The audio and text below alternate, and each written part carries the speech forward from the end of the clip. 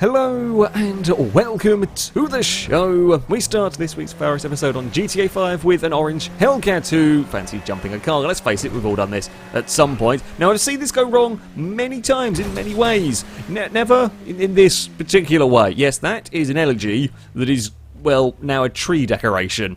You are not going to be able to get that out easily at all. Even hell, trying to boot that out would be not too easy. So, well done for managing to park it that high up. Speaking of parking, Stinty on a GTA 5 playing around with a phone, probably shouldn't do. Ends up, I don't know if accidentally, ends up diving out of the car either way, goes underneath a truck, and then appears in the... I mean, it's one way to... I guess it's one way to try and steal a car, be catapulted out of a vehicle underneath and then somehow teleported it. That's quite an impressive and long-winded way of doing it, but there we go. GTA physics being GTA physics. Freaking Octopus, also on GTA 5. His friend has got the rocket vaulting stuck, and naturally the only way you can possibly rescue somebody with a rocket vaulting is to fire flat out at them. However, sometimes when you're messing around, the rocket vaultings can be quite the ramp. That is clear over a building and a lovely perfect landing to go with it. It was a hell of a flight, but very, very well landed. Invisible AK on Horizon 4, playing around with a train. We've seen what happens with Unimog versus Train. What about Gurkha? No, Gurkha versus Train doesn't go much better, does it? It's not quite 750 miles an hour. However, Gurkha still loses that fight. Gurkha still loses that fight by a very, very long way. Leo High up next on Horizon 4 Racing. The Vauxhall Insignia that, well, has some rather peculiar damage. Yeah, that's not quite how cars are supposed to, well, brake. Let's be honest. I don't know whether this has been fixed yet in Horizon 4, but that's... You can see all the way through to the other side. There's a little bit of cracking on the left-hand side, but that's quite the broken Insignia in a weird way. Cool Kid on Horizon 4 doing some off-roading, spots a big jump and naturally can't quite resist the opportunity. This time though, rather than impaling it on some trees, no, it's just an embarrassing stuck. The initial landing was good, the bounce was bad, the rock was worse, and now the Ford Raptor is stuck. It's teetering on the edge, like it's only a few centimetres away from managing to get away with that. Eventually it does kind of manage to jank its way sideways before deciding the best dismount is to go for a roll. It works! At the end of the day it does work. And then we drive over a rock and go for a front flip as well, so I guess that's something.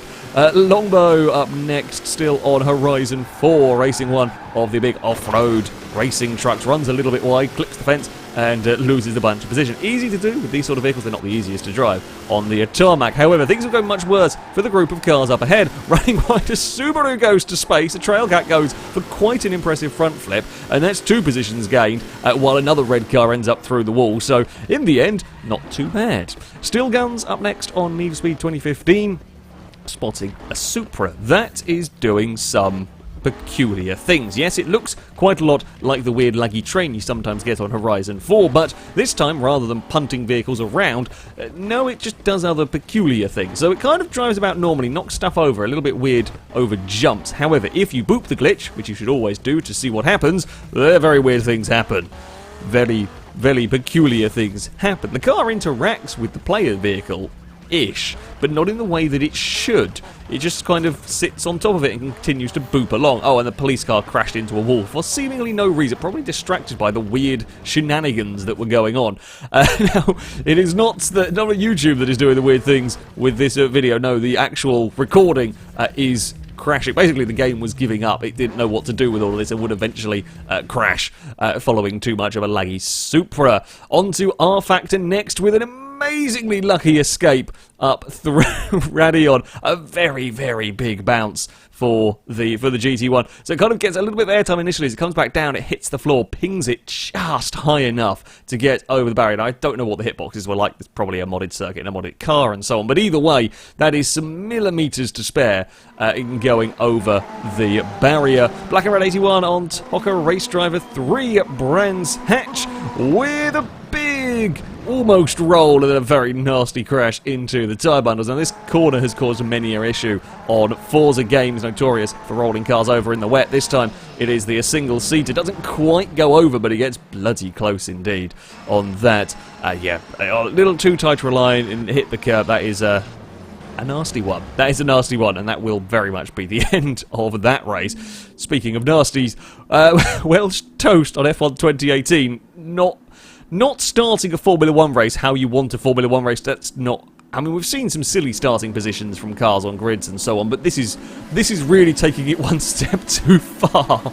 It does get amazingly, it does get released, and it's, well, better than you would have thought.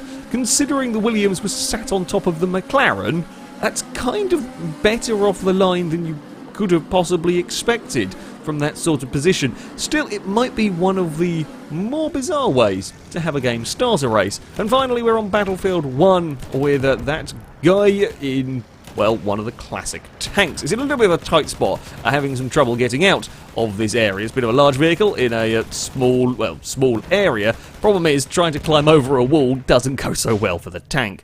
Yes, curbs are dangerous for racing cars, however, walls, they cause issues for tanks. That is a very rolled and very stuck vehicle. There is going to be little you can do about that, especially when bits start exploding, and, well, that's the whole thing gone. Yep, that is a tank defeated by a wall. Well done. Well done indeed, and now it's just a very big fireball. That, though, is going to be it for this week's video. As ever, if you have clips you'd like to submit to this series, you can via our forums. There'll be a link in the description. Very top of the page is the FailRace clips and mission section, and you can find all of the rules and how to submit to them in there. That, though, is going to be it from me. Thank you all very much for watching, and until next time, a goodbye.